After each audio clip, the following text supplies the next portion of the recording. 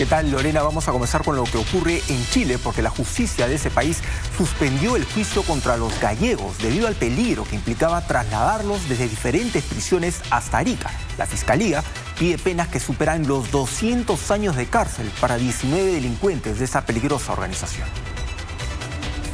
Es la preparación cautelosa de las policías para uno de los juicios más esperados por Arica y el país en el último tiempo. 38 integrantes de la banda internacional Los Gallegos rendirán cuentas aquí.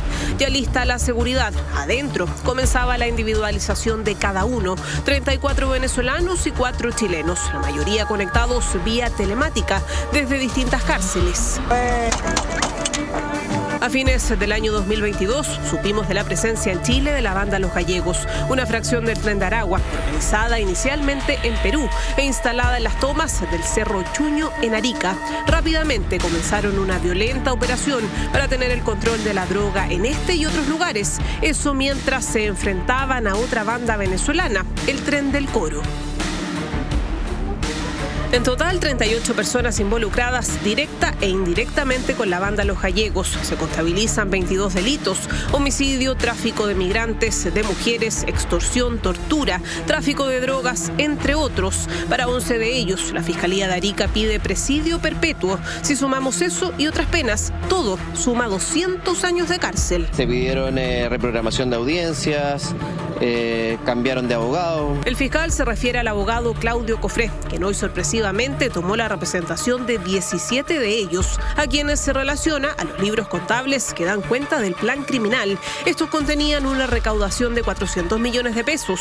Las ganancias eran enviadas a Perú para su conversión en soles y dólares, con el fin de ocultar su naturaleza y origen. A otros imputados se les acusa de coordinar un gran número de armas de fuego que usaban para enfrentarse a las bandas rivales. Otros habrían comandado los secuestros y extorsiones. Ahí aparece el flaco Faúndez, Malvin Faúndez Garrido. También había proveedores. Ahí se apunta a un chileno, el ex carabinero Sebastián González Castillo. Al cierre de esta nota, la historia dio un vuelco. La Corte Suprema ordenó la suspensión del juicio oral hasta que se haga una nueva audiencia de factibilidad técnica.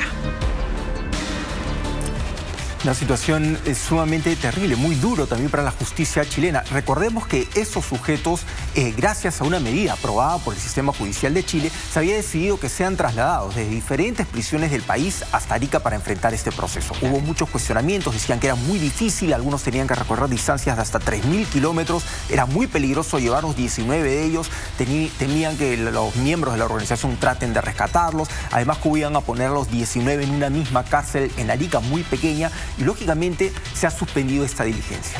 Las investigaciones policiales señalan que esta organización llega a Chile en el año 2022. Se forman aquí en nuestro país, en Perú. Es una facción del Tren de Aragua que se divide. Ellos llegan a Chile en ese año y se establecen en Arica. Rápidamente desplazan a una banda de delincuentes que había tomado esa zona, una banda de colombianos, a través de asesinatos. Los empiezan a asesinar, e incluso en Arica, en esta región donde ellos se establecen, tenían una casa de torturas. La policía, cuando llega ahí, encuentran varios cadáveres sepultados en cemento, sujetos a los que habían torturado y luego asesinaron y cubrieron. Poco a poco la policía empieza a encontrar el hilo de la madeja y empiezan a caer. 38 miembros de esta organización han sido detenidos y están repartidos en prisiones en todo el país.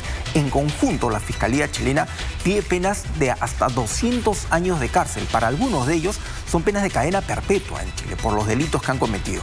Dentro de todos ellos, lo preocupante, dentro de esta organización hay un chileno que era carabinero, que era el que se encargaba de proveerlos de armas. Lo más preocupante es que han detectado que el dinero que recaudaban de extorsiones, explotación sexual, tráfico de migrantes, se enviaba aquí al Perú para que se transforme en dólares y eso pueda ser enviado a Venezuela o a otros países. No se sabe cuál era el destino de ese dinero, pero sí se sabe que esa plata venía aquí al Perú.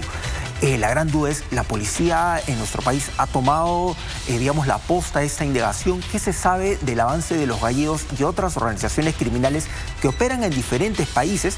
Probablemente no sea Chile el único país que genere ese dinero que llega aquí al Perú para luego ser enviado a otro lugar. Y sucede, lo vemos con el tema de las armas, lo vemos con el tema del dinero, cómo tienen en todos los lugares sacar armas de lugares formales. Lo sacan ya sea de las fuerzas policiales, de las fuerzas militares o de casas de venta de armas que Exacto. importan supuestamente para artes recreativas y terminan destinándolas para estas organizaciones criminales. Así es, recordemos una investigación de Punto Final respecto a cómo salían armas de nuestro país y llegaban incluso a Ecuador, una de esas armas involucradas en el asesinato del candidato Fernando Pagaban Villavicencio. impuestos, armas que perfectamente eran importadas, pagaban impuestos, pero en vez de ser usadas para estas artes recreativas, de caza, eran compradas al final para organizaciones criminales. Y lo mismo pasa en Chile. Ahora que se suspende el juicio, ¿significa que va a haber una nueva audiencia? ¿Se va a hacer virtual?